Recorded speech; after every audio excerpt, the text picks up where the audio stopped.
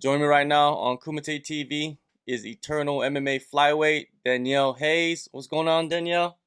Yeah, I'm good. How are you? Good, good.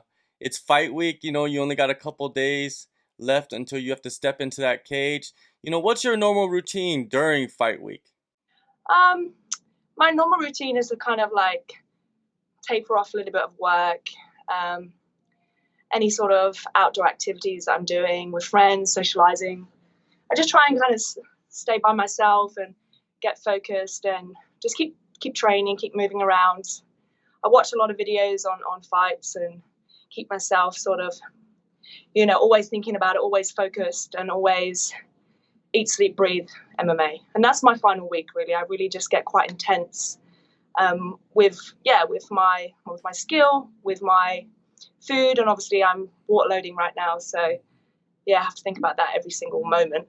So yeah, like I just really embrace everything, and anything else that's happening in my life has to be kind of put to one side. You said you watch a lot of fights. Is there anybody in particular you like to watch during fight week? There's so many new girls coming up at the moment as well, and especially in the flyweight division. And I love watching Bellator and UFC, but ONE FC as well. So there's no one in particular. Like I think that they all have great skill, and I take something from all of them really. And like Killer B, like in ONE FC at the moment, like she's really cool to watch. Yeah, and like I said, like Shevchenko, I love her. Valentina Shevchenko, I always watch her. I love her style, and very admirable of her striking and ground game. Like she's amazing, like all round MMA fighter. So yeah, I think those two is like the people that I'm kind of watching at the moment. Yeah, it seems like flyweight is the newest division, but it's slowly starting to become the best division, and there's a lot of fighters that are comfortable at that weight. Have you always been comfortable at flyweight, or do you think you'll go down, or did you start at bantamweight? I've never started at bantamweight. I've always fought below 60. And so flyweight for me is a very comfortable position. If you asked me to go to strawweight, I think that would be a bit of a struggle for me, and I don't think I would perform very well. And then maybe bantamweight, I could give it a good crack, but I wouldn't be really moving weight. Maybe 1 or 2 kilograms, something like that, and that might not be enough. Considering someone that might be cutting 10. So it would be all dependent really on the bout itself, but I think bantamweight is more of a reasonable go to than strawweight. I don't think I'd ever go to strawweight. I fought at 55 kilograms in Muay Thai, and that was hard. That was really hard. I definitely felt the effects of that weight cut. And yeah, weight cutting in Muay Thai is not the most sensible way. I've learned a lot from since then, and so yeah, I don't think I would want to go down any lower than where I am now. You've been on the scene for a few years now, and I've noticed you before. This is my first time interviewing you, but I've known you've been around. And you've been to a lot of locations around the world to elevate your skill set. Can you talk about where, you have been on your martial arts journey so far? Yeah, I mean, I started off in England. I was young kid. I was 15 when I started Muay Thai. Had my first few fights in England, and then I got a little bit into my teenage years, and I sort of pulled back a tiny bit. Enjoyed my life, enjoyed my teenage and my early 20s, and then when I got to 21, 22, I decided to leave the nest and go to Australia because I have some family here as well that also were heavily into Muay Thai, and I thought, why not like give it a good crack? And I've always been really eager to upskill myself, and always want to finish. Let's say my fighting career, like looking back and being like, wow, I did amazing stuff. So the opportunity for me to come to Australia was I jumped on it, and I carried on training Muay Thai. And it changed a little bit over the years with the combat sport authorities coming in and wanting you to wear headgear and shin guards and elbow pads, and it just took that authenticity away from Muay Thai, and I missed it. And I started to learn boxing, and that's when I started to think, wow, this is something that is so diverse and forever evolving, and I felt like a beginner again. And so that really excited me, and I moved on into jiu-jitsu, and then I became a mixed martial artist. And the opportunity arose for me to jump over to Vegas, which was massive opportunity. And I said yes straight away. There wasn't even a moment where I was like, oh, I did think to myself, wow, Vegas, like that's like capital city, and maybe I'm not ready for that. But it was an amateur fight, so I said, yeah. My whole team rallied up, got some money together. I went over to Vegas.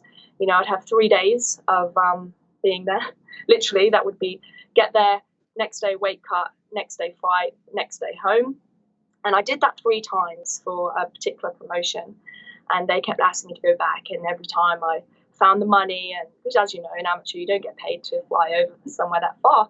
So I found the money, and I was determined to go and do that. And I did. I did it 3 times.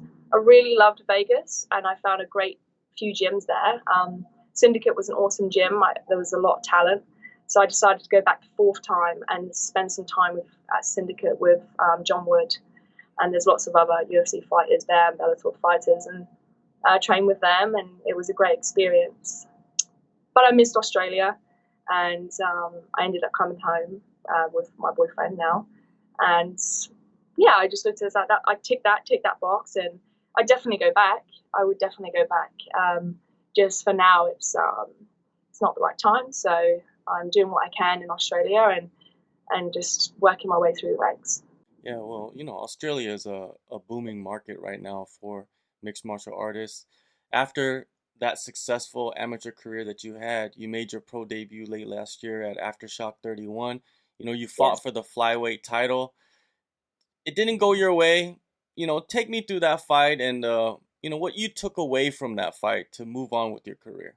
Um, Mentally, I didn't prepare myself for war.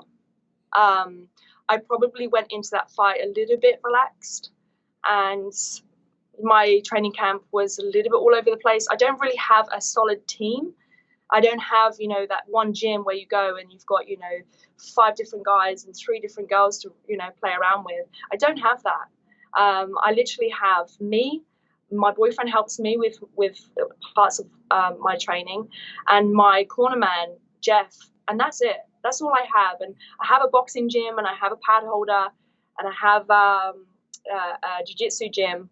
But to put it all together, I don't have that solid team, and that's what I didn't have back then. And there's no excuses. At the end of the day, she put me in a nice tight armbar. She did really well. I just wasn't really ready. I wasn't focused. I wasn't ready for war, and I didn't have that sort of nerves to sort of like, make me on edge. I was kind of asleep almost. And so I learned from that. I learned that, never take someone, lightly, and always make sure that you're going in and that person against you is going to be the best. And yeah, I just messed up there.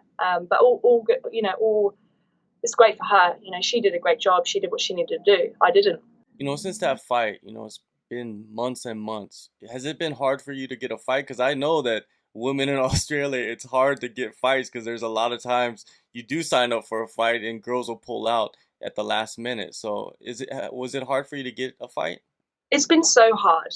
Ever since I fought in Vegas, it has been so hard to find fights. Not only because of that, but because I think there's not a huge amount of girls especially in Sydney anyway, that are fighting pro. So when Caitlin came about, I was like, that's awesome. I did think she was going to pull out. She didn't pull out this time, which was great. So I was managed to get that happening. And sometimes it can be a bit like that, where as girls are just, fighting, and it might not be the best match, but we just have to fight because it's been too long. And that's kind of where I'm at now as well. Like, I just need to fight. So, and especially coming in with Chelsea Hackett, I knew she wasn't going to pull out. She's been in the scene for a long time. She's very professional. So, yeah, I was happy to take that fight because I knew it'd go ahead. Yeah, you're taking on Chelsea Hackett, Eternal 46, coming up in a few days. What are your thoughts on her and the hype around her? Because it seems like she has a lot of hype. Yeah, because she did a really good job in Muay Thai, but that's one martial arts skill, and it's very different to MMA. Her stand-up striking has evolved, and that's awesome because that's what she needed. But I respect her striking, but at the same time, I'm definitely very, very aware that my striking is on par with hers, and I'm going to bring it to her, and it's going to be a war. I know that. I just believe that I've got something better, and I have a little more of a well-rounded MMA style compared to her. But yeah, like we'll see on the day, and I'm prepared. I'm sure she is too, and I'm excited. You mentioned that, in your last camp, it was just all over the place, but you must have fixed all that for this camp, Who are the coaches that you're working with right now? Yeah, so my boyfriend, he's 100 kilograms. He is my sparring partner right now. It's him. And I have my pad holder, Sami Abdulli, who also is a body for me, and he does a lot of MMA rounds with me as well.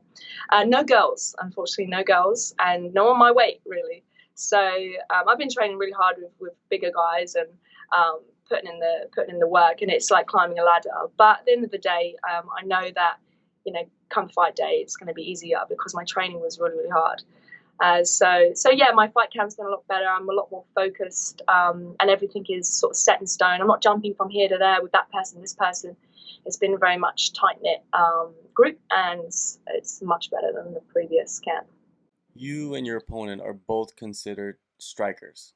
What Yes. aspect of your striking do you believe will excel against Chelsea? In Muay Thai, you haven't learned how to cut angles very well and understand space, and be a bit tricky. And so in Muay Thai, it's very linear. So like I said before, she has evolved, just not enough, not enough as me. So that's where I think I'm gonna outskill her. It's just better footwork, better angling. I know she's preparing for it, and so am I. I'm preparing for her to be better than her last fight. But yeah, I think that my skill set as an MMA striker is going to be what separates us from me having a little bit more experience. Outside of fighting, I've seen that you do a little bit of rock climbing. Is that beneficial for any aspect of fighting? I hate rock climbing.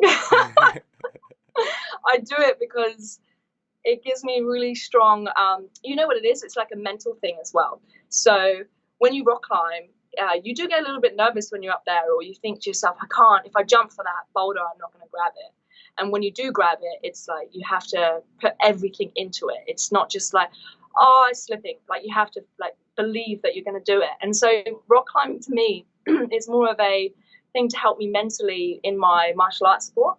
Yes, it gives me massive jacked forearms and biceps, but yeah, I enjoy it for the aspect of it being quite difficult, quite challenging for the mind, and you have to work out like problem solve as you're doing it, and that's what MMA is really. Any martial arts, problem solving, in a split second. And so I try these new routes and figure it out, and then you accomplish that, and then you move on to the next one. It gets better and better and harder and harder and harder.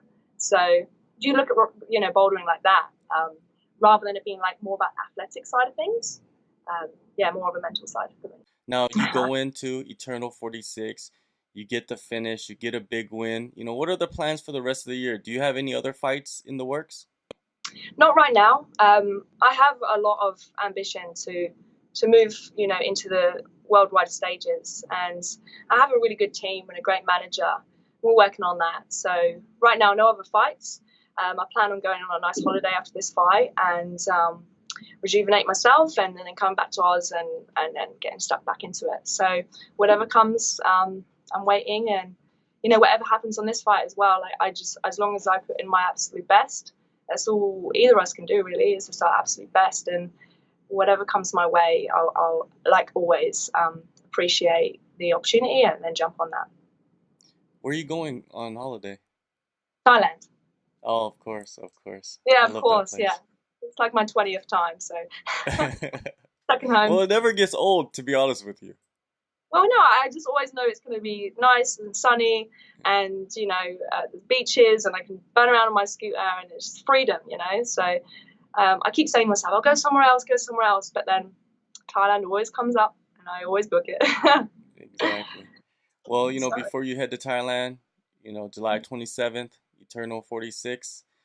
Thank you, Danielle, for your time, and good luck to you. thank you so much.